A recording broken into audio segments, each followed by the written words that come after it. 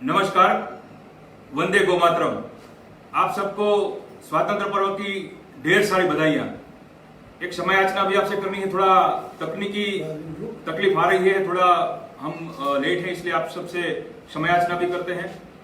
विकसित सुखमय भारत, उस मंच में हम सबको वर्चुअल माध्यम से आप सब देख रहे हैं।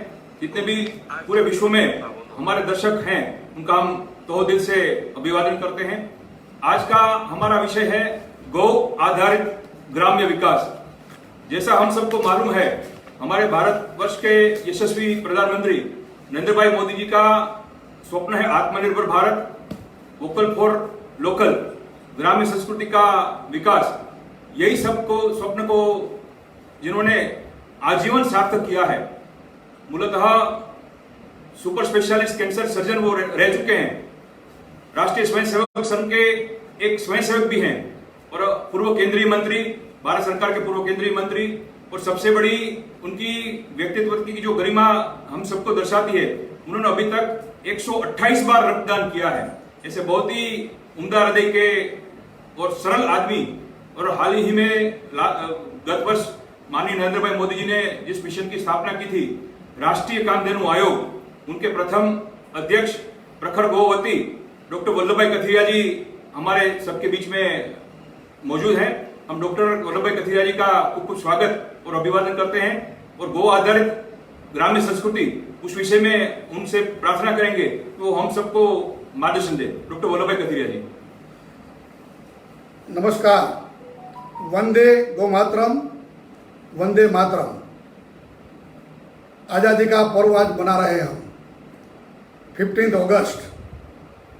हम सब तो ज़्यादातर हमारे सुनने वाले लोग तो हम आज़ाद भारत में जन्मे हैं, इसलिए हमें वो आज़ादी का मूल्य जिन्होंने शहीदी हो रही है, शहादत हो रही है, आज़ादी की लड़त में काम किया है, त्याग, बलिदान और तपस्या के आधार पर हमें ये महामूल्य आज़ादी मिली है,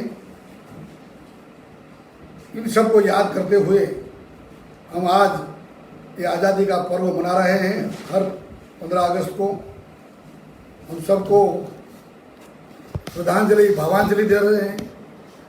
और इस दिन पर मुझे लगता है कि हमारे लिए एक संकल्प का भी दिन है, हमारे लिए कुछ आत्ममंथन करने का दिन है, आत्मचिंतन का दिन है। और इसलिए आज मुझे खुशी भी है कि सुखमय भारत की जो कल्पना करने वाले हैं हमारी बहनों ने, जो आज विकसित सुखमय भारत के माध्यम से फेसबुक लाइव पर ऐसा ही एक विषय रखा है, गौ आधारित ग्राम विकास। उस विषय को लेकर के आज एक पावन पर्व पर हमारे सामने, हम सब के सामने मुझे उपस्थित किया है। हम सब आज ग्राम विकास की कल्पना को लेकर थोड़ी सी चर्चा करेंगे। उसके पहले मैं सभी हमारे वो महामानव गांधी, सरदार, जवाहर से लेकर के महर्षि अरविंद से लेकर के लाल बाल पालकी त्रिपुटी हो, सुभाष चंद्र बोस हो, या तो भगत सिंह, सुखदेव, राजगुरु हो, ये सब को याद करते हुए, उनकी शहादत को याद करते हुए, नमन करते हुए, हम सबको एक तो संकल्प करना ही पड़ेगा कि ये जो आज़ादी हमें मिली है, वो आज़ादी को हमें कायम रखना है। और साथ साथ अपने देश को जो आज़ाद किया, क्योंकि हजारों साल से हमारे देश का शोषण हो रहा था, एक्सप्लॉयटेशन। और लास्ट में जो अंग्रेज राज ने तो जो एक्सप्लॉयटेशन किया, उनसे मुक्ति के लिए हमने जो बलिदान दिए, उसको याद करते हुए कि हम इस देश को, एक स्वतंत्र भारत को आबाद बनाने के लिए, कभी कभी हम जो चर्चा करते हैं कि राम राज्य की कल्पना, अभी हम थोड़े दिन पहले हमारे यशस्वी प्रधानमंत्री आदरणीय श्री नरेंद्र भाई मोदी ने राम जन्मभूमि निर्माण, जो अपने मंदिर का निर्माण के लिए भूमि पूजन किया। एक गौरवंता इतिहास और उसके साथ साथ आने वाले दिनों में हमारी भूमिका इस देश को फिर से राम राज्य बनाना है, कल्याण राज्य महात्मा गांधी जी की कल्पना का, या तो अपने महर्षि अरविंद और स्वामी विवेकानंद जैसा का the India of my India of eternal India of my brain, ऐसी जो बात है, इन सब को याद करते हुए हम सब क्या कर सकते हैं अपने देश के लिए, वो सोचने का एक अच्छा अवसर आज को मिला है, आज है। कभी कभी हम कहते हैं ना, ये अब ऐसा नहीं कहना चाहिए कि vote my country can do for me, but अभी तो ऐसे सोचने का और ऐसे काम करने का समय आया है कि vote I can do for my country, मैं अपने देश के लिए क्या कर सकता हूँ, मैं अपने देश के लिए क्या दे सकता हूँ। हमारे लोगों ने जो कल्पना की थी ना, राष्ट्राय स्वाहा इदम न मम, राष्ट्र प्रथम मैं लास्ट में, ऐसे विचार को लेकर के हम अपने देश को एक गौरवशाली देश बनाना चाहते हैं, एक विश्वगुरु देश बनाना चाहते हैं, एक शक्तिशाली शक्ति संपन्न ऐसा देश बनाना चाहते हैं। तो हमारी भूमिका क्या रहेगी, ये अच्छा सोचने का आज अवसर मिला है हमें। और उसमें जब ये सोचते हैं तो पूरे देश का एक सर्वांगीण विकास होलिस्टिक अप्रोच के साथ, इंटीग्रेटेड अप्रोच के साथ, आर्थिक, सामाजिक, सांस्कृतिक, आध्यात्मिक सब प्रकार का विकास, पूरे देश का विकास, नॉर्थ से साउथ तक, ईस्ट से वेस्ट तक, सभी समाज का विकास, सभी प्रकार के लोगों का विकास। और हमारा देश विविधता में एकता वाला देश है, धर्म, संप्रदाय, जाति भांति में बटा हुआ देश, तो सबका एक समरस समाज कैसे हो, एकात्म भाव वाला एक समाज कैसे हो, ऐसे एक समाज की कल्पना जो हम करते हैं, ऐसा एक सुखी, संपन्न, सुविधायुक्त, एक सुरक्षित, शिक्षित, स्वावलंबी, स्वदेशी, समरस और सांस्कृतिक ऐसा भारतवर्ष, ऐसा एक समाज की कल्पना जो हम करते हैं, उनके लिए हमारा योगदान क्या होना चाहिए, ये हम आज थोड़ी सी चर्चा करेंगे। वस्तु तो हमारा देश, हमारा जो भूभाग है वो रूरल और अर्बन दो में डिवाइड हुआ है। पहले जो आज़ादी के समय तो 80% रूरल पॉपुलेशन और 20% हमारी सिटीआइड यानी कि अर्बन पॉपुलेशन थी। धीमे धीमे वो रेशियो कम होते हुए आज ऑलमोस्ट 60-40 जैसा हो गया है, क्योंकि शहर बढ़ गए, काफ़ी गांव भी शहर के अंदर आ गए, अर्बनाइजेशन को ज़्यादा महत्व देना हुआ।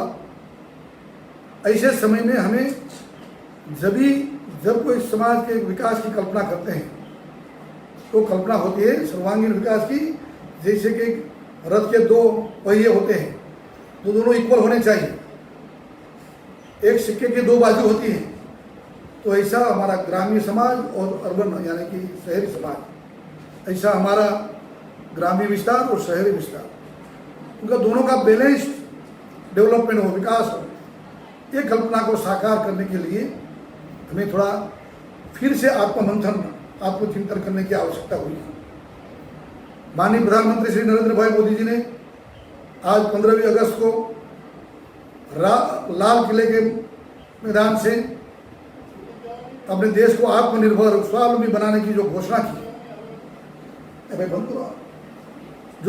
जो घोषणा की है, और साथ में कहा है कि हमारा दायित्व क्या होना चाहिए। सरकार है, सरकार की बहुत सी स्कीम्स हैं, बहुत सी योजनाएं हैं, लेकिन सरकार की योजनाएं असरकारी कैसे बने, असरकारी यानी कि इफेक्टिव। कभी कभी हमारे परम मित्र हैं, रिटायर्ड IAS ऑफिसर हैं डॉक्टर कमल टावरी जी, वो बार बार कहते हैं कि सरकारी यानी असरकारी, कोई काम अच्छा नहीं होता, असरकारक नहीं होता। लेकिन हमें उनको रियल में सरकारी काम को भी अच्छा एक इफेक्टेशन हो, ये करना है। तो हमारा रोल, खास करके जो फेसबुक के माध्यम से आज मेरे सामने जो आप सब हैं, समाज के भिन्न भिन्न वर्ग के लोग हैं, शहर वाले भी हो गए, फेसबुक यूज करने वाले भी हो गए, विद्यार्थी हो गए, टीचर्स होंगे, डॉक्टर्स होंगे, वो सभी। ऐसे समय में हमारा क्या दायित्व होता है? जब ये दायित्व की बात आती है तब कभी कभी कहते हैं ना, हक और फर्ज, तो फर्ज पहले कि हक फर्ज पहले, राइट पहले कि हमारी ड्यूटी पहले।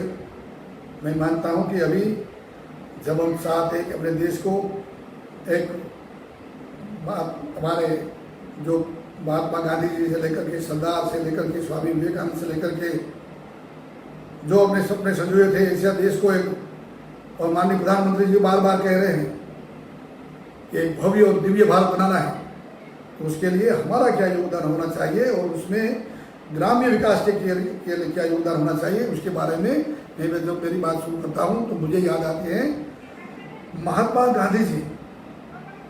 महात्मा गांधी जी ने आज़ादी की लड़ाई के लिए काम किया, लेकिन उनके साथ साथ उनके पास पूरी एक कल्पना भी थी कि आज़ादी के बाद हमारा देश आज़ाद तो हो जाएगा, लेकिन बाद देश को आबाद कैसे करेंगे, बाद में हमारे देश को विकसित कैसे करेंगे। जो अशिक्षित था, बेरोजगारी था, देखा गरीबी थी, तो उनका कैसे सोल्यूशन कैसे लाएंगे।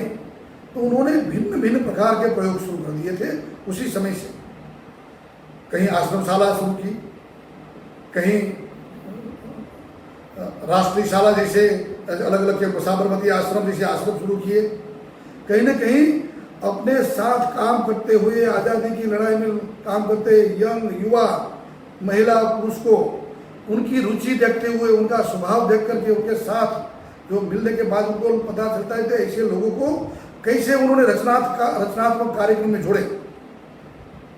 इनका एक उदाहरण में आज हमारे मुरारी बाबू भुजिया है, उनके बहुआ के नज़दीक में एक सावरकुंडला करके जो तहसील है, वहाँ एक खड़सली करके छोटा सा गाँव है। I am talking about 1935 to 1945। अभी जो वो महाशय हैं वो करीब करीब 87 ईयर्स ओल्ड है, लेकिन मैं कहूँगा young man, 87 years old young man है, मनु भाई मेहता। मैं इसलिए जिक्र करना चाहता हूँ कि उस समय महात्मा गांधी जी की जो कल्पना थी, तो उन्होंने कहा था कि आपका स्वभाव रचनात्मक कार्यक्रम का है, रचनात्मक माइंड का है, आपका माइंड सेट, तो आप एक ऐसा गांव पसंद करिए जो गांव शहर से कम 10 किलोमीटर दूर हो, वहाँ कोई सुविधा न हो, बिल्कुल गांव हो, आने जाने की सुविधा न हो, वहाँ शिक्षा का अभाव हो। वहाँ जा करके आप डंडा डाल करके बैठ जाओ और एक आश्रम की स्थापना करो, एक शाला की स्थापना करो, स्कूल की स्थापना करो और अपना रचनात्मक काम शुरू करो। मनु भाई युवा उस समय एक देशभक्ति का पूरा जोश होश, उन्होंने वहाँ खड़सली नाम का एक गांव पसंद किया। मैं उस गांव में बाद में गया, अभी जब मैं गौ सेवा आयोग गुजरात का अध्यक्ष था, तो वहाँ की आश्रमशाला और इस महान विभूति का दर्शन करने के लिए मैं गया था। तो उन्होंने मुझे कहा कि महात्मा गांधी जी ने मुझे यहाँ भेजा और मैं यहाँ आकर के बैठ गया। कुछ सुविधा नहीं थी, लेकिन ग्राम्य विकास की जो महात्मा गांधी जी की कल्पना, और इस समय मैं आप सबको बताऊंगा कि देखिए ये मेरे पास गुजराती में है, लेकिन मेरे स्वप्न का Bharat, India of my dream, मुझे लगता है कि हम सबको बढ़ना चाहिए। महात्मा गांधी जी ने उस समय जो देश की, समाज की, ग्राम्य विकास की अलग अलग विषय की जो कल्पना की थी, बहुत सुपेरे इसमें एकदम सिंपल लैंग्वेज में लिखा है। मैं आप सबको जो ग्राम्य विकास में रुचि रखने वाले लोग हैं, तो मैं कहूँगा इसलिए कि आप आज फेसबुक के माध्यम से ये विकसित सुखमय भारत के माध्यम से आप मेरे सामने आए हैं, तो आपकी रुचि है। और स्वातंत्र के पर्व पर भी आप फेसबुक में मेरे साथ जुड़े हैं। कहीं ना कहीं आपके ऐसे संस्कार है, कहीं ना कहीं आपके मन में राष्ट्र भावना है, देशभक्ति है, कहीं ना कहीं कुछ करने की तमन्ना है, समाज के लिए, देश के लिए, ग्रामीण लोगों के लिए, हमारे गरीब बंधुओं के लिए, हमारे किसान के लिए, हमारे मजदूर के लिए, हमारे आदिवासी भाइयों बहनों के लिए। तो इसके लिए मुझे लगता है कि हमें ये बुक अवश्य पढ़नी चाहिए। दूसरा, उन्होंने मुझे कहा कि यहाँ बैठ गए गांव में, कुछ नहीं था, चौराहा पे बैठ गए, बच्चों को इकट्ठा करना शुरू कर दिया, खेलना शुरू कर दिया, धीमे धीमे गांव में अलग लोगों से परिचय हुआ, तो कोई खिला देता था तो उनके घर पे सुबह शाम खा लेते थे, मंदिर में एक कोने में रह जाते थे। वहाँ उन्होंने आश्रमशाला शुरू की, स्कूल, आश्रमशाला it was a school, I am talking about 1940। तो उन्होंने वहाँ स्कूल की शुरुआत की। ऐसी स्कूल की शुरुआत करके फिर धीमे धीमे आज ये एक वटवृक्ष बन गया है, और वटवृक्ष बन करके वहाँ रेसिडेंशियल स्कूल, वहाँ महात्मा गांधी जी की कल्पना वाला वो बुनियादी स्कूल, बुनियादी ढांचा वाला, कि जो परिश्रम के साथ रोजगार युक्त ऐसे अभ्यासक्रम, और वहाँ एक गौशाला है, गौशाला के साथ गौ और कृषि का अभ्यासक्रम है। वहाँ सर्टिफिकेट और डिप्लोमा कोर्स होता है, और इर्द गिर्द गाँव के बच्चे आकर के वहाँ पढ़ते हैं। और यदि किसी को जो हुनर के लिए, जो हम आजकल ITI की बात करते हैं ना, जो हर एक तहसील में या तो डिस्ट्रिक्ट में ITI होती है, तो ITI टाइप का एक पूरा रेसिडेंशियल कॉम्प्लेक्स, ये कल्पना का भारत, हमारे गांव के विकास के लिए हमें ऐसा समर्पण भाव चाहिए, ऐसा डेडिकेशन होना चाहिए कि कैसे हमारे अपने देश के लिए, समाज के लिए काम करें। तो ऐसे अनेक उदाहरण हैं कि जो उदाहरण के साथ में आज आपके सामने ग्रामीण विकास की कल्पना के लिए मैं बात करूंगा। तब हमारे देश का एक दूसरे महापुरुष, महान आत्मा हुए दीनदयाल उपाध्याय, उन्होंने कल्पना रखी एकात्म मानववाद की। कोई सोलिटरी ऐसा कोई विकास नहीं, लेकिन जो राष्ट्र होता है वो केवल भूमि का टुकड़ा नहीं होता। माननीय अटल जी कहते हैं ना कि ये कोई भारत एक भूमि का टुकड़ा नहीं, तो जीता जागता राष्ट्र पुरुष है। तो ऐसा एक राष्ट्र पुरुष, ऐसा एक उनकी राष्ट्र की एक भूमि, जैसे हमारा शरीर है और दूसरा हमारा आत्मा, तो राष्ट्र की एक चित्ती होती है, मन, आत्मा, और वो चित्ती होती है जैसे कि भारतीय संस्कृति, हमारी परंपरा, हमारे लोगों का व्यवहार, जीवन पद्धति, जीवन दर्शन, हमारा हेरिटेज, हमारा साहित्य, ये सब हमारा ये चित्ती में आता है। यानी कि राष्ट्र की कल्पना तभी परिपूर्ण होती है जब ये देश के साथ साथ ऐसे लोग हो कि जो एक सर्वमान संपूर्ण राष्ट्र की कल्पना करते हुए अपने आप को ऐसे श्रेष्ठ मानव जीवन का दृष्टांत प्रस्तुत करें समाज के सामने, विश्व के सामने। वसुधैव कुटुंबकम की हमारी कल्पना है। हमारी कल्पना है धर्म, अर्थ, काम, मोक्ष के आधार पर मोक्ष की। तो एक अध्यात्म के साथ पूरा एक विकसित सांस्कृतिक राष्ट्र, यानी कि वो चित्ती, ऐसे राष्ट्र की कल्पना हमारे परम आदरणीय दीनदयाल उपाध्याय जी ने की थी।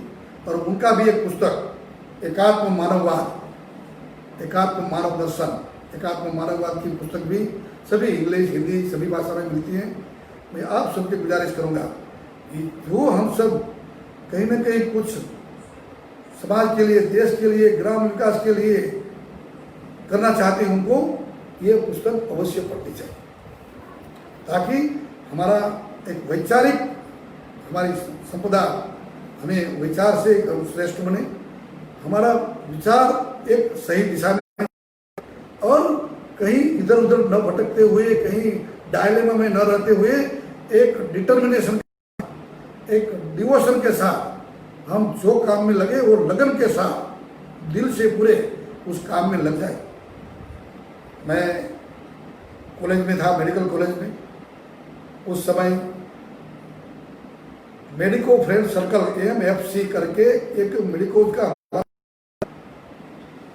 मैं वैसे भी गांव का लड़का, गांव से आता था, किसान का बेटा, गांव की सब परिस्थिति से और जुझा भी हूँ, सहन भी की है, गरीबी से लेकर के सभी प्रकार की मुश्किलियाँ। तो हम सब ऐसी कल्पना वाले कि हम डॉक्टर बन के कुछ करना चाहते हैं समाज के लिए, आदिवासी लोगों के लिए, दूर दराज में गाँव के लिए। तो हमारा एक ग्रुप बना मेडिकल सर्कल। आज भी मुझे याद है कि हमारे डॉक्टर अश्विन पटेल, बरोड़ा के एक दूर दराज आदिवासी गांव मांगरोल, उस गांव में दोनों हस्बैंड वाइफ, दोनों MD, उस समय के MD, I am talking about 75, 78 and 80, 1980, कि उस समय वो बिल्कुल उस समय तो नहीं तो बहुत पैसा कमा सकते थे, बहुत कुछ शहर में रह करके काम कर सकते थे, पैसा कमा सकते थे, लेकिन नहीं, एक आदर्श, एक विचार साकार करने के लिए एक कपल एक गांव में बैठ गया। वहाँ पहले डिस्पेंसरी शुरू की, क्योंकि डॉक्टर, और उस बहाने धीमे धीमे वो गांव का ग्राम विकास की कल्पना को साकार करना उन्होंने शुरू किया। ऐसे मैं एक बार कर्नाटक के मेडिकेरी, एकदम आदिवासी एरिया, जंगल एरिया, गुलबर्गा से भी नीचे, साउथ कर्नाटका, उस समय मेडिकल कॉलेज में मुझे जाने का मौका मिला, क्योंकि ये एक ऐसा हमारा ग्रुप था डेडिकेशन वाला कि कुछ डॉक्टर बन के कुछ करना चाहते थे। वहाँ उन्होंने, मुझे याद है कि रात को 7 घंटे की मुसाफरी करके मैं मैसूर से वहाँ एक सिंपल बस में, उस समय तो कोई गाड़ी की व्यवस्था नहीं थी कि कार में कोई लेने आए, और जंगल से गुजरते हुए बारिश के समय में यही समय था, गया था। और जो वहाँ उन्होंने अस्पताल शुरू किया था, वो जो सर्जन और उनकी वाइफ गायनेकोलॉजिस्ट, वहाँ उन्होंने सर्जिकल हॉस्पिटल, मेडिकल डिपार्टमेंट सब शुरू करके एक आदिवासी विस्तार में ग्राम विकास के साथ सभी प्रकार की प्रवृत्तियाँ करने का शुरू करके जो एक उदाहरण प्रस्तुत किया था। ऐसे बहुत से एग्जाम्पल है, उनको मैं नमन करता हूँ कि एक त्याग बलिदान जो हमारे शहीदों ने दिया, अपने जीवन की बाजी लगा दी, शहीद हो गए, शहादत हो गई। आज भी हमारे देश के जवान हमारी सरहद पर ये बाजी लगा करके हमारा रक्षण कर रहे हैं, लेकिन हम शहादत नहीं चाहते, हम चाहते हैं कि जीवन जी करके भी हम काम करें, हमें जीना है देश के लिए। तो ऐसी कल्पना करके हम सब क्यों कैसे आगे बढ़े, उसका थोड़ा विचार थोड़ा हमें करना पड़ेगा। हमारा देश में अर्बन और रूरल, तो रूरल वो जैसे काम सरकार के आजकल वैसे भी अच्छा है कि ग्राम विकास का डिपार्टमेंट, कृषि, फॉरेस्ट डिपार्टमेंट, DRDA, सभी डिपार्टमेंट ऑलमोस्ट ऑल MSME सब ग्रामीण रूरल टेक्नोलॉजी वाला सब गाँव के लिए आगे बढ़ रहा है। माननीय प्रधानमंत्री श्री तो direct benefit to the farmers, to the beneficiary digital world का बड़ा उपयोग करके किया है। मुझे याद है कि गांव को यदि समृद्ध बनाना है, सुविधा युक्त बनाना है, तो गांव का मुखिया, गांव का प्रधान, गांव का सरपंच, गांव की टीम कैसे अच्छा काम कर सकती है। हमारे बगल में मैं जो मेंबर रहा 4 बार राजकोट कॉन्स्टिट्यूंसी से, मेरी तहसील में, मेरी कॉन्स्टिट्यूंसी में एक छोटा सा गांव, वहाँ का सरपंच बड़ा उत्साही, युवा, यंग, गांव के लिए करने की इच्छा वाला। उस समय वो ग्रेजुएट बना था, नया नया, खेती अच्छी थी, इसलिए सोचा कि मुझे कोई जॉब नहीं करना है, मैं गांव में रहकर खेती करूँगा, गाय रखूँगा साथ में। तो उन्होंने सरपंच के नाते, मुखिया के नाते कैसे ग्राम विकास की कल्पना को साकार किया।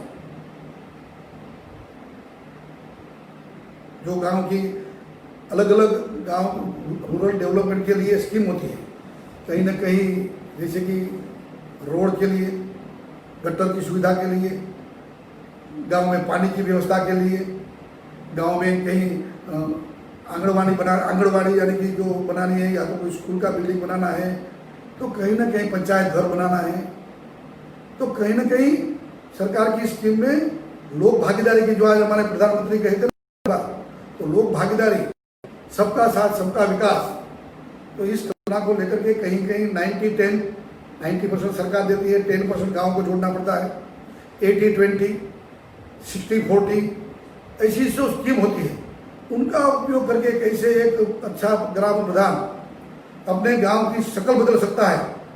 और एक गांव में, अपने गांव में ये कहीं ना कहीं कोई MP ग्रांट से, कोई MLA की ग्रांट से, कहीं ना कहीं DRDA की ग्रांट से, कहीं ना कहीं कृषि की ग्रांट, ऐसे कहीं कहीं फॉरेस्ट डिपार्टमेंट की ग्रांट से पूरा एक वन बना दिया।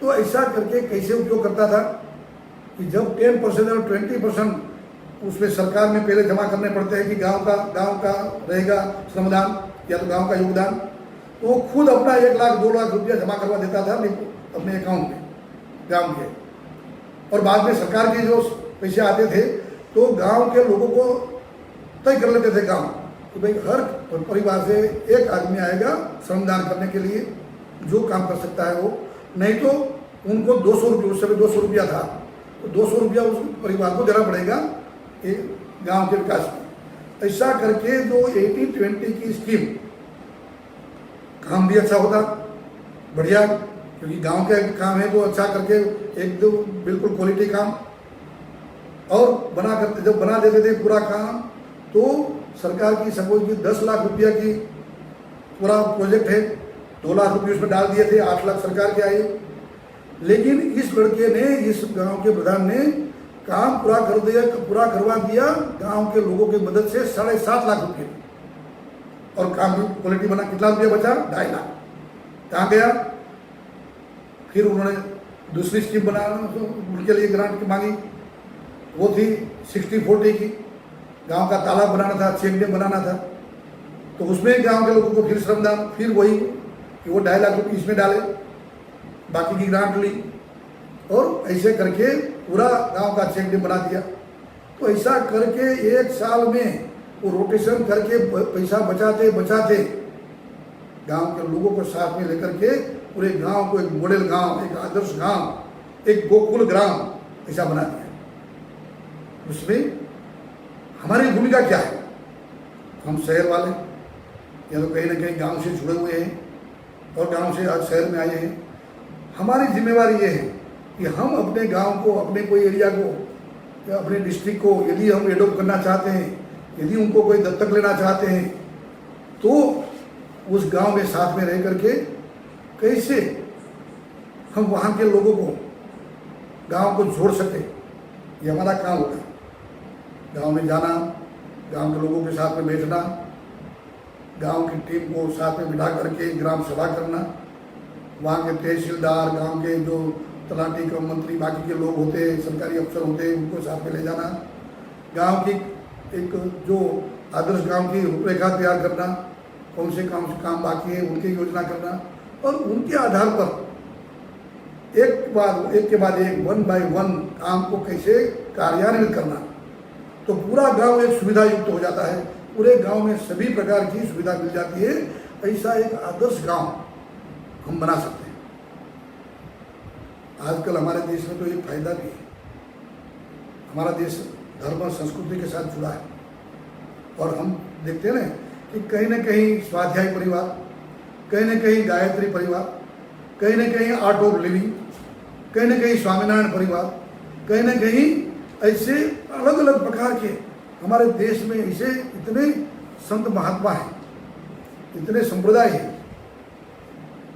वैष्णव संप्रदाय, कि जिनका कोई न कोई गांव में मंदिर, मठ, आश्रम, कहीं न कहीं जगह है, उनको कैसे गांव विकास के साथ जोड़ दिया जाए। इसके लिए ऐसे लोगों का संपर्क करके, ऐसे महात्मा संत का, क्योंकि एक अच्छा इफेक्ट पड़ेगा गांव में, कि वो गांव के साथ में जो गांव में खराबी है उनको कैसे दूर करना।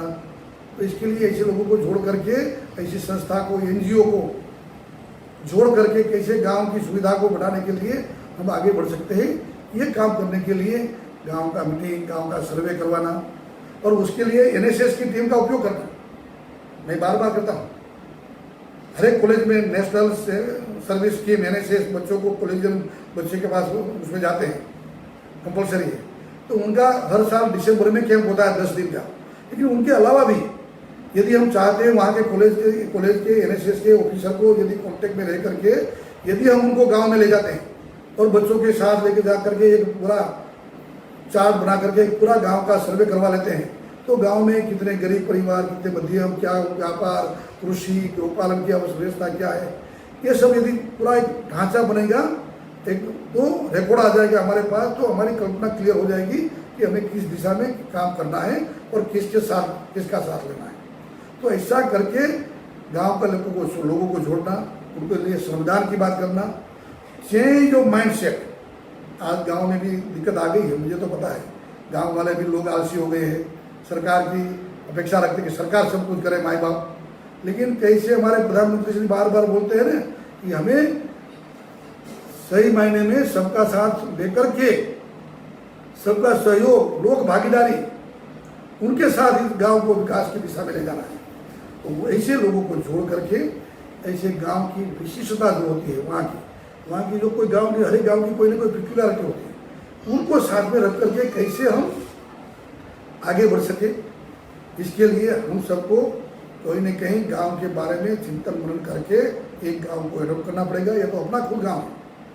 मैं बहुत ऐसे लोगों को जानता हूँ, अमेरिका रहते हैं, मुंबई रहते हैं, या तो और कोई दूर दराज के इलाके में रहते हैं, लेकिन जब अपने गांव की बात आती है तो बड़े सेंसिटिव, भावुक हो जाते हैं और गांव के लिए कुछ भी करने के लिए तैयार होते हैं।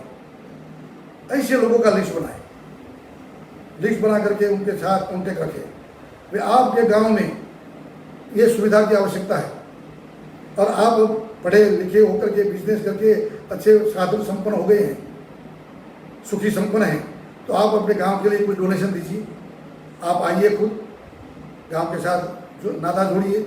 ऐसा करके अनेक लोगों ने, मैंने तो अनेक लोगों को गांव के काम कैसे करवाए कि जो लाख, 2 लाख, 5 लाख, अरे 1-1 करोड़। आज ही मैंने न्यूज़पेपर में पढ़ा, हमारे अमरेली डिस्ट्रिक्ट का दुधाला एक गाँव है, सूरत में है, उद्योगपति ढोलकिया परिवार है, सब्जी भाई, बड़े गांव बिल्कुल अनपढ़, हीरा का बिजनेस घसने के लिए चले गए Surat. I am talking about 1970s, जब सौराष्ट्र एरिया में, हमारे गुजरात में अकाल पड़ता था तो माइग्रेशन खूब हुआ सूरत में, अहमदाबाद में, तो वो सूरत में गए, वहाँ जा करके हीरा घसते घसते आज ये मल्टी मिलियनर नहीं, मल्टी बिलियनर हो गए। लेकिन वो अपने गांव को नहीं भूले और अपने गांव में एक भी सुविधा का अभाव नहीं, ऐसा काम बना दिया है और इतने तालाब बना दिए पूरे गांव के बीच में, अलग अलग एरिया में, कि तालाब आज पानी से पूरे भर गए, ओवरफ्लो हो गए। और उन्होंने वहाँ बढ़िया सा एक टूरिज्म स्पॉट बना दिया और उनके साथ साथ वहाँ एक बोट रख दी है और वो बोट में बैठ करके उन्होंने जो बोटिंग किया, उनका एक दृश्य आज पेपर में आया। तो मुझे लगता है कि उल्लेख करना इसलिए मैं कहूँगा कि ये मानसिकता है हमारे लोगों की गांव के प्रति, अपने गांव के प्रति, हमें अपने समाज के प्रति कुछ देने की। इनको हमें एक्सप्लॉइट करना है। एक्सप्लॉइट शब्द जरा ज़्यादा लगेगा, लेकिन सही मायने में एक्सप्लॉइट कर उनको भावात्मक बना करके उनसे अपने गांव के साथ जोड़ना है और गांव को आगे बढ़ाना है। बहुत से गाँव ऐसे, अभी 2 दिन पहले कच्छ के कनकपुर गाँव मैं गया था, जब गौ सेवा आयोग गुजरात का अध्यक्ष था, तब गांव के लोगों को मैंने जोड़ा था गौचर डेवलपमेंट के लिए। वहाँ अदानी दूध की कंपनी है, उनका CSR और गांव के लोगों का समाधान साथ में जोड़ करके कैसे गांव का गौचर उनको डेवलप किया जाए और हरे भरे चारे के लिए कैसे बनाया जाए, एक योजना बनी। गांव लोगों ने सहकार दिया और 3 दिन पहले मुझे उन्होंने वीडियो भेजा कि आज देखिए हमारे कनकपुर में जो अबड़ासा एकदम बॉर्डर पर का गांव है, मुंद्रा, मांडवी और अबड़ासा, वहाँ कैसा पूरे गौचर की जगह कैसे घास वो लहरा रहा है। बिल्कुल इतनी प्रसन्नता होती है कि गांव में, हर एक गांव में ऐसे अच्छे लोग हैं ही, हर एक गांव में ऐसे काम करने वाली टीम है। हम कहते हैं ना कि सूरी और आसुरी दोनों समितियाँ, देवी और आसुरी सब दोनों समितियाँ रहती हैं।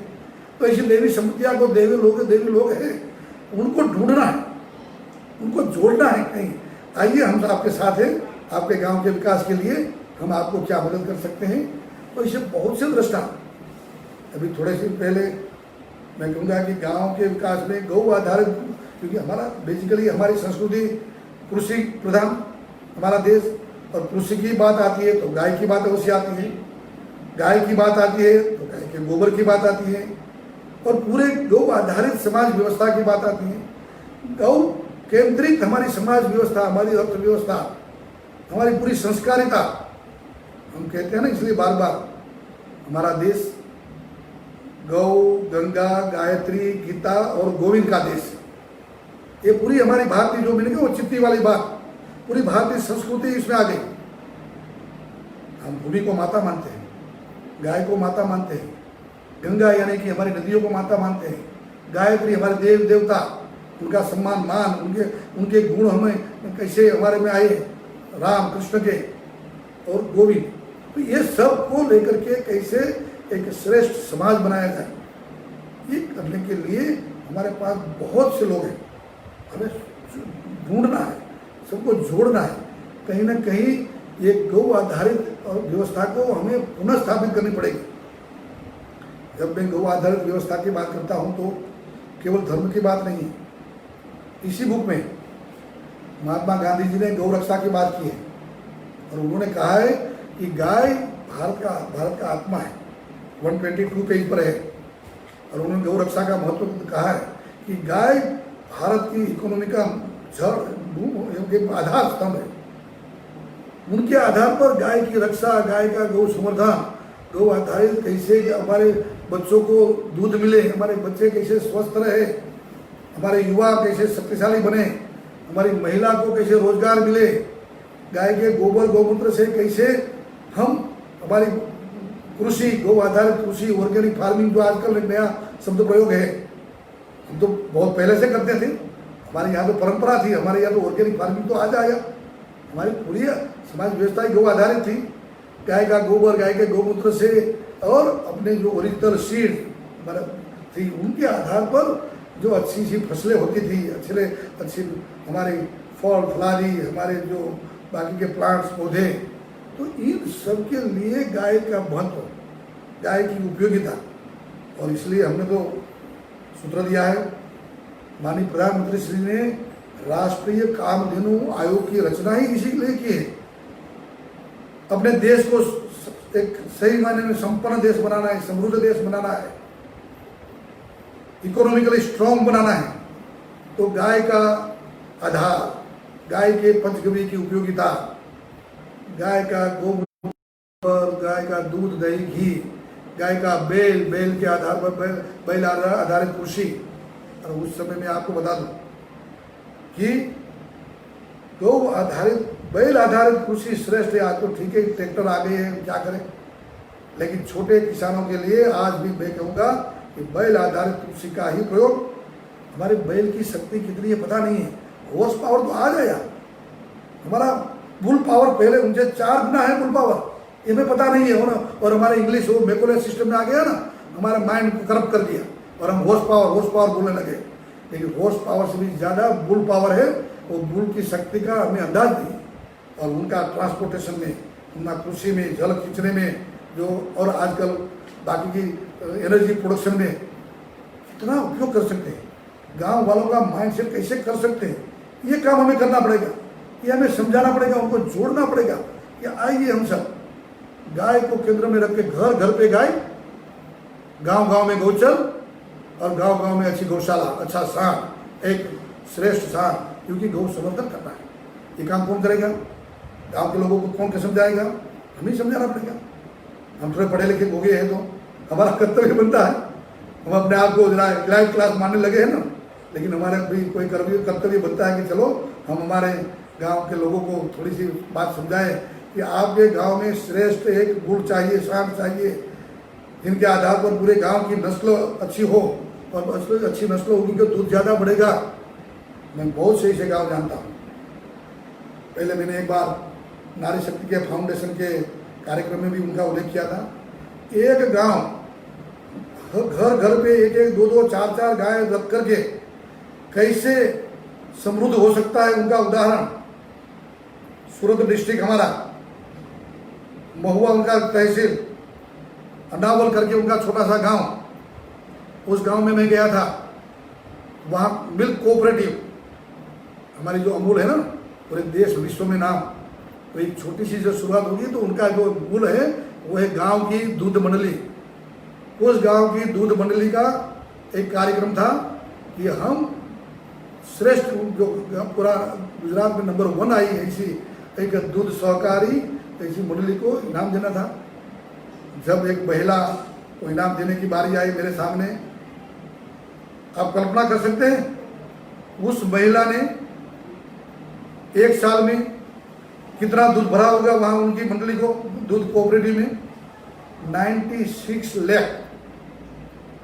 लाख 96 तो मैं तो अचंभा रह गया। जब मैं वो प्रमाण पत्र उनको दे रहा था चेक, तो मैंने पूछा कि बहन जी कितनी गाय है?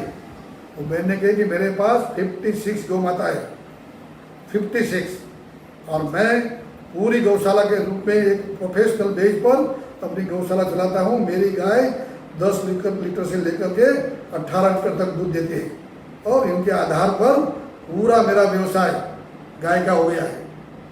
ये है गौ ग्राम विकास, ये है गौ आधारित अर्थव्यवस्था। दूसरा मैं उदाहरण दूंगा। मैं एक बार राजस्थान और मध्य प्रदेश की बॉर्डर का हमारा अरवली जिले में एक कार्यक्रम में गया था। कार्यक्रम के बाद इसी शाम के समय में एक हमारे वहाँ कार्यकर्ता के घर पे भोजन पे गए। तो भोजन करते करते मैंने स्वाभाविक रूप से पूछ लिया कि बहन जी क्यों बच्चे कोई नहीं दिखाई देते, कहाँ गए हैं? तो बहन जी जो जवाब देती हैं वो कहते हैं कि साहब मेरे दोनों बच्चे माउंट आबू, उसे वहाँ से माउंट आबू नज़दीक होता है, माउंट आबू में इंग्लिश मीडियम में गौरव से बोलती है, बड़ी खुशी प्रसन्नता के साथ। मेरे दोनों बच्चे माउंट आबू में इंग्लिश मीडियम स्कूल में पढ़ते हैं। तो मेरा इमीडिएट रिएक्शन था, मैंने कहा नहीं इतना तो देखा कि तुम इतना कोई साधन संपन्न नहीं था, पैसे वाला नहीं था। तो मैंने कहा कि इतना उनकी फी तो ज़्यादा होगी, फिर भी आपको कैसे आप भर सकते हैं, कहाँ से कमाती हो? तो वो बहन ने सामने, तो गांव में तो घर होते हैं उनके सामने गाय रखते हैं खुले चौगान में, तो सामने जो चौगान में 4 गाय माता बंधी थी। उन्होंने अंगुली निर्देश करके कहा मुझे कि भाई साहब वो जो 4 गायें हैं वो गाय माता के दूध से ही मेरे बच्चों का पूरे साल का तो ट्यूशन भी निकल जाती हैं, हम घर में खाते पीते हैं और हमारे 10 बीघा खेती है, उनकी खेती करते हैं और आराम से हमारा जीवन गुजर जाता है। तो ये है सही मायने में गौ आधारित अर्थव्यवस्था का उदाहरण। अभी थोड़े समय से बहुत से ऐसे यंगस्टर्स, युवा, IITers, ग्रेजुएट ग्राम विकास का एक सपना लेकर के गांव में गौ आधारित व्यवस्था को लेकर के मैं कहूँगा कि यस आइए, उद्यम के लिए एंटरप्रेन्योर के नाते गांव में बैठिए, वहाँ जाकर के उद्यम करिए। हमारी एक सेल्फ हेल्प ग्रुप, महिला ग्रुप है, मुझे वो गांव में ले गए थे। मैं गया, पूरे गांव में उन्होंने घर घर पे गाय का, मेरा कहीं ने सुन लिया था कि भाई देखिए साहब कहते कि घर घर पे गाय होनी चाहिए। तो मेरे गांव में तो, हमारे गांव में तो घर पे गाय रख नहीं सकते, क्योंकि ज़्यादातर यंगस्टर शहर में आ गए हैं। तो वहाँ तो फादर मदर यानी कि बूढ़े थोड़े से नौजवान तो कम हैं, तो रह गए हैं। तो कैसे गाय रखे घर पे? और महीने में साल में 2-3 महीना वो शहर में चले आते हैं, तो बाद में गाय का क्या करें? तो उन्होंने अच्छा काउ हॉस्टल का कंसेप्ट डेवलप किया। माननीय प्रधानमंत्री श्री नरेंद्र भाई मोदी जी जब यहाँ गुजरात के मुख्यमंत्री थे, तो उन्होंने ये कंसेप्ट दिया था कि अपने गांव में एक ग्रुप या NGO या तो सेल्फ हेल्प ग्रुप बना करके या तो सोसाइटी बना करके गांव एक जगह गांव में रखे सभी गाय, और अपनी अपनी गाय वहाँ रखे। गाय मेरी मानी जाएगी लेकिन रहेगी वहाँ का हॉस्टल में, मुझे अपना दूध मिल जाएगा जितना चाहिए। एक्स्ट्रा दूध होगा तो मुझे वहाँ को बेच देगा, उनके आधार पर मेरे खाते में जमा हो जाएगा। एक मैनेजमेंट का ग्रुप 5 लड़कों का, महिलाओं का मिल करके पूरा गौशाला मैनेज करेंगी, काउ हॉस्टल मैनेज करेगी। गौमूत्र और गोबर का उन्होंने उपयोग शुरू कर दिया बनाना। आजकल जो हमने गोमय गणेशा का अभियान शुरू किया है पूरे देश में, कि गाय के गोबर से बनी मूर्ति गोबर गणेश की, ऐसी अनेक आइटम बनाना, लक्ष्मी जी,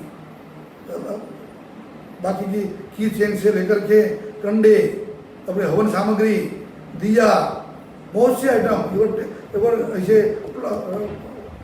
पेपर्स, काउ ढंग से बने पेपर्स, काउ ढंग से बना हुआ ये प्लाईवुड, बहुत सी आइटम बनती हैं।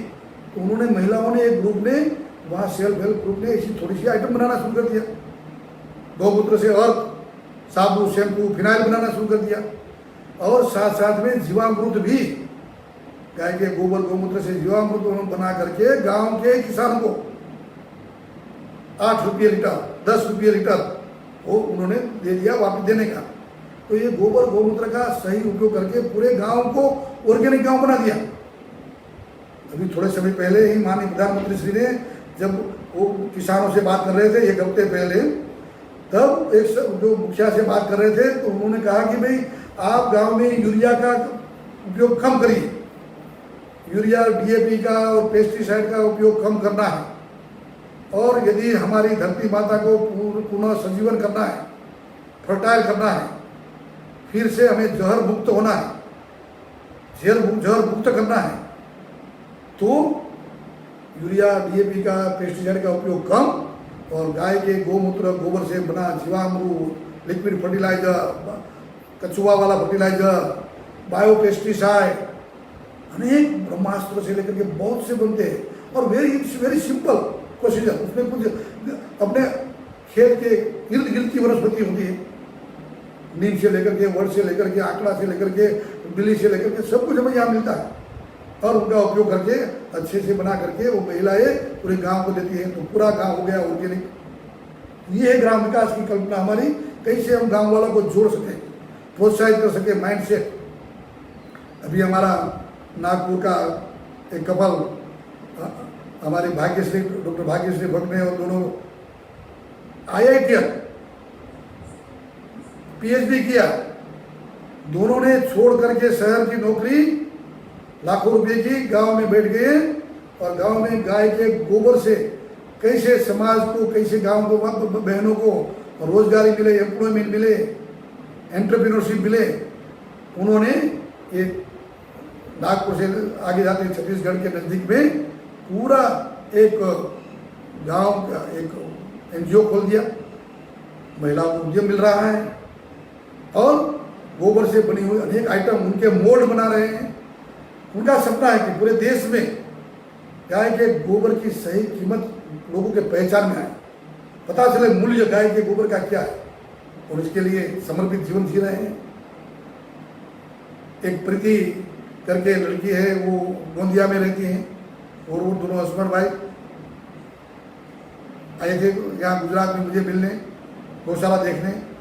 वैसे स्कूल चलाते हैं, लेकिन उसमें गौशाला शुरू की, गौशाला शुरू करके पूरे वहाँ के हॉस्टल के बच्चों को गाय का दूध, गाय का घी खिलाना। तो यानी शाला में गौशाला, रेसिडेंशियल कॉम्प्लेक्स में गौशाला का कंसेप्ट, और साथ में गांव की महिला को जोड़ करके, जो मैंने कहा वैसे सेल्फ हेल्प ग्रुप को जोड़ करके महिलाओं को गाय के गोबर गौमूत्र से आइटम बना करके उनकी बिक्री करना शहर में। तो हमारा कर्तव्य हो जाता है कि हम ऐसी महिलाओं को कैसे काम में आए, उपयोग हो। इसलिए मार्केटिंग की व्यवस्था में भी हम काम कर सकते हैं। शहर के लोग, हम इनडायरेक्टली डायरेक्ट गौ सेवा नहीं कर सकते, तो इनडायरेक्टली ऐसी गौ सेवा करें, और गौ सेवा के माध्यम से हम ये आइटम खरीदें, उपयोग करें, हमारा भी स्वास्थ्य अच्छा होगा, हमारा जीवन भी अच्छा होगा, और इनडायरेक्टली गौ सेवा होगी। तो ऐसे बहुत से दृष्टांत है।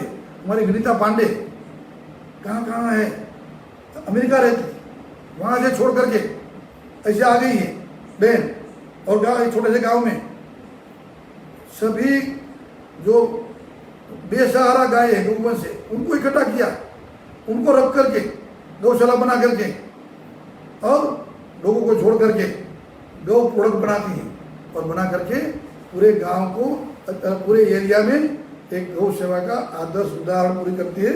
और जो मैं कहता हूं कि एक एक जो कल्पना है हमारे गांव की, गांव को कैसे आदर्श गांव बनाया जाए, कैसे समृद्ध बनाया जाए, कैसे गांव ग्राम विकास हो, ग्राम विकास की जो हमारी कल्पना को साकार करने के लिए एक एक पॉइंट पर ऐसे लोग लगे हुए हैं, पूरे देश में लगे हुए हैं। हमारा कच्छ है, मेघजी भाई हिरानी है, दूसरे हमारे भाई मनोज भाई सोलंकी भुज में है। ग्राम विकास की कल्पना को लेकर के पूरा एक कैंपस, वहाँ कैसा ग्राम होना चाहिए, गौ केंद्रित ग्राम व्यवस्था, वहाँ हुनर कैसा होना चाहिए, गाय के दूध दही घी से प्रोडक्ट बने, गोमूत्र गोबर से प्रोडक्ट बने, गाय के बछड़ों का भी उपयोग हो, बैल का भी उपयोग हो, ऑर्गेनिक फार्मिंग हो, और साथ साथ में किसानों को ट्रेनिंग हो। तो पूरा एक ट्रेनिंग सेंटर ITI ऐसा बना करके ग्राम विकास की कल्पना को सही मायने में एक social change, rural development, upliftment, poor गरीबी उन्मूलन, ये काम पूरे एकदम तन्मयता से कर रहे हैं। और इसीलिए तो हमने सूत्र दिया है कि चलो गाय की ओर, चलो गांव की ओर, चलो प्रकृति की ओर। हम यदि कोरोना काल से, कोरोना के बाद यदि कोई सबक सीखना चाहते हैं तो हमें सबक तो सिखा दिया है कि अभी यदि प्रकृति का निकंदन होगा, यदि हार्मनी विथ नेचर नहीं होगी तो हम भी जी नहीं पाएंगे, मनुष्य का जीवन भी ऐसा ही खत्म हो जाएगा। तो यदि हार्मनी विथ ऑल क्रिएचर्स, हमारी जो कल्पना है ना, सर्व जीव हिताव की कल्पना, अहिंसा परमो धर्म, ऐसे एक विचार के साथ सबको, वनस्पति सृष्टि, सभी समग्र जीव सृष्टि को लेकर के हमें चलना पड़ेगा।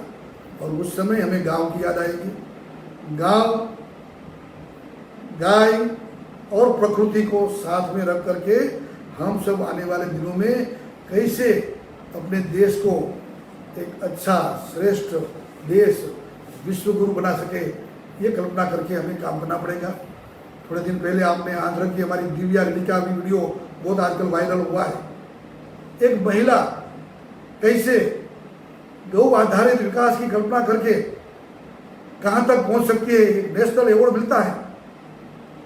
तो ये दिव्या रेड्डी की बात हो, या तो पंजाब का, मैं रोजर डिस्ट्रिक्ट में गया था, वहाँ एक छोटे से गांव में एक यंग लड़का ग्रेजुएट अपने गांव में गौशाला करके पूरे गांव को बायोगैस वहाँ बनाया कोऑपरेटिव बेस पर, और पूरे गांव को घर घर पे बायोगैस दे रहा है, घर घर पे बांट रहा है।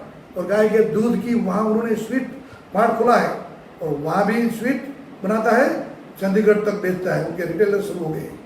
तो गांव आधारित अर्थव्यवस्था को और गांव के अनेक लोगों को उसमें जोड़ना, उनको एम्प्लॉयमेंट देना, यूथ को प्रोत्साहित करना। अब यूथ आने वाले दिनों में बहुत सी हमारे तो कहते हैं अनएम्प्लॉयमेंट, बेरोजगार होने वाले हैं। ऐसे समय में गाय आधारित उद्यमी व्यवस्था, गाय आधारित उद्यमिता, एंटरप्रेन्योरशिप, बहुत से ऐसे विषय हैं जिनको लेकर के ग्राम विकास के साथ जोड़ करके हम कर सकते हैं कि कैसे हम आने वाले दिनों में एनजीओ का साथ लेकर के, CSR का उपयोग करके, अपने अलग अलग जो रिलीजियस इंस्टीट्यूट है, मठ मंदिर आश्रम हैं, इनका उपयोग कर करके हम गांव के साथ जुड़े और गांव को एक अच्छा सा आदर्श गांव बनाने में हम हमारा योगदान दें। यही विषय के साथ मुझे लगता है कि मैंने काफ़ी समय लिया है। इतना बड़ा विषय है, बहुत बहुत बड़ा।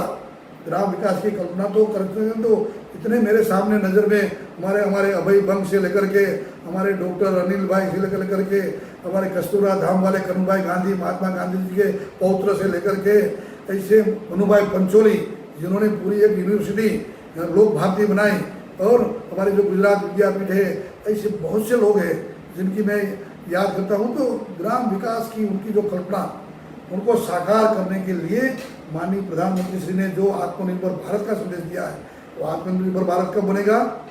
जब ग्राम विकास होगा। सही मायने में हमारे ग्राम के लोग समृद्ध होंगे, हमारे गांव में कोई बेरोजगारी नहीं होगी, गांव में कोई गरीब नहीं होगा, गांव में कोई BPL फैमिली नहीं रहेगा, गांव में कोई मकान के बिना, घर के बिना नहीं रहेगा, कोई बिजनेस के बिना या तो एम्प्लॉयमेंट के बिना नहीं रहेगा। ऐसा एक आदर्श संस्कारी गांव, जो संस्कृत, वहाँ व्यसन भी न हो, यहाँ कोई बीमारी न हो, स्वस्थ गांव हो, वहाँ एक समृद्ध गांव हो, व्यसन मुक्त गांव, कर्ज मुक्त गांव, ऐसा एक रोजगार युक्त गांव, ऐसा बना प्रदूषण मुक्त गांव, ये सब कर्ज मुक्त और प्रदूषण मुक्त बनाना, रोग मुक्त बनाना, ये सभी कल्पना वाले गांव को यदि समाज बनाना है तो आइए मैं कहूँगा फिर से गाय के बारे में पढ़िए। बहुत से ऐसे पुस्तक भी हैं मेरे पास, और भी एक पुस्तक है कि kavism, the capitalism, the communism and now the kavism, the economics of 21st century. ऐसी बहुत सी बुक्स है, आप पढ़िए, यूट्यूब में अवेलेबल है।